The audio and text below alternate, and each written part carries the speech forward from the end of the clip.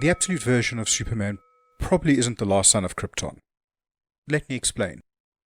So we've now had 3 issues of Absolute Superman, so we're getting a better idea of the absolute world and of how Superman fits into it.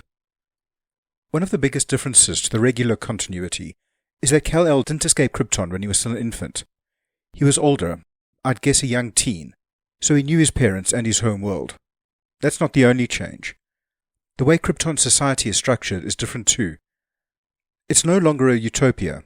Instead, the whole society is built around a rigid class system, with the members of the Labor Guild at the bottom and the clerics of the Science League at the top. The fact that these scientists are also called clerics tells you what you need to know about the religious fervor employed in maintaining the system. And, as with all phonetically maintained caste systems, this one isn't based on merit.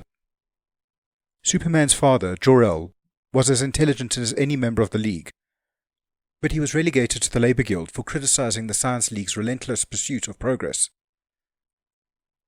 Okay, so like the story we know, Jor-El becomes convinced that Krypton is ending, and he tries to convince the Science League of this. They appear not to listen, but this is where the absolute story differs again, and it does so in 2 ways.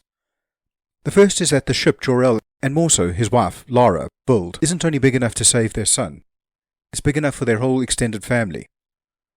The second difference is that, here, the Science League did listen to Jor-El, or they independently discovered that Krypton was about to die, and they've secretly poured every resource into building enough starships for only the upper classes to escape their doomed planet. Which I have to say makes a lot more sense to me than an incredibly advanced society failing to recognize that their world was in trouble. Anyway, we don't know what happened to Kel's family, or to all those elites. All we know is that there's enough room for them to escape. And presumably, some did.